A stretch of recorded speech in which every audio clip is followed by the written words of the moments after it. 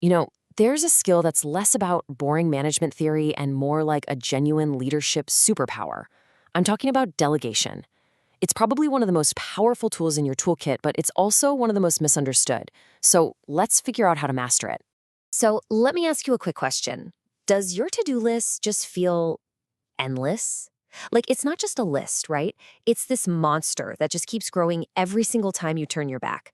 If you're nodding your head right now, you are definitely in the right place. And this right here, yeah, this is what it looks like. I'm sure you know the feeling, just being totally buried under a mountain of work, feeling the pressure of every little decision. And let's be real, this isn't just a bad day at the office. No, this is the express lane straight to burnout. This leads us right into what's known as the manager's dilemma. It's that little voice in your head, the one that tells you you have to be the hero, right? The one who has to swoop in and do it all. But here's the honest truth. Trying to do everything yourself isn't just impossible, well, it's not actually your job. And this right here is the huge mindset shift you have to make. Delegation is not waving a white flag. It is not admitting you can't handle it. It's literally a fundamental part of being a great leader. The math is easy. You can't do it all. So you must empower other people to do it with you. Okay, so when we talk about delegation, what does that even mean? Because let's be honest, the word gets thrown around all the time. And a lot of people think it just means, offloading the boring stuff you don't want to do. But it is so, so much more than that. It's really about a structured way of empowering your team. All right, so let's get into the nitty-gritty. The textbook definition is about giving people both the authority to make decisions and the responsibility to see a task through. Think about that for a second. You're not just assigning work, you're handing over real ownership and the power to actually make it happen. But to really pull this off, to do it right, you have to juggle three really important, kind of interconnected ideas. And getting this balance right, oh man, that's the secret sauce. That's what makes it all work. Okay, pay close attention here because this is probably the most important part.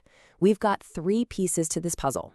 First, authority. Yeah, you can delegate that. That's the right to make the calls. Then, responsibility. You can definitely delegate that too. That's the obligation to get the work done. But that third one, accountability, that is non-delegable. That never leaves your desk. The buck, as they say, always stops with you. If the project goes south, at the end of the day, that's on you. All right, so we got the what and the why. Now it's time for the good stuff, the how. I'm going to give you a super simple 3-step playbook you can use for literally anything you need to delegate. It really is this simple. Analyze, assign, and monitor. Step 1, analyze. You figure out what makes sense to delegate. Step 2, assign. You hand it over, but, and this is important, with super clear instructions, no ambiguity. And step 3, monitor. Now, this is the tricky one. This isn't about micromanaging. No way. It's about being there for support and making sure the quality is there. Think of it as guidance, not control. So let's back up to that first step for a second, analyze, because this one is so important. You can't just delegate randomly, right? Not every task is a good candidate. So the big question is, how do you pick the right stuff to hand off? Well, this list right here is basically your cheat sheet. You're looking for a few types of things. The recurring routine work that eats up your day. Or tasks that will free you up for the bigger picture projects. And here's my favorite, work that's going to be a great learning experience for someone on your team. Something that develops their skills and shows them you trust them. Basically, every delegated task should do one of two things, free you up or build them up. And if you're lucky, it'll do both. I love this quote because it hits on something a lot of managers don't want to admit. Ego. It's that little fear in the back of your mind. What if they do it better than me? But you have to reframe that. That's not a threat, that's a win.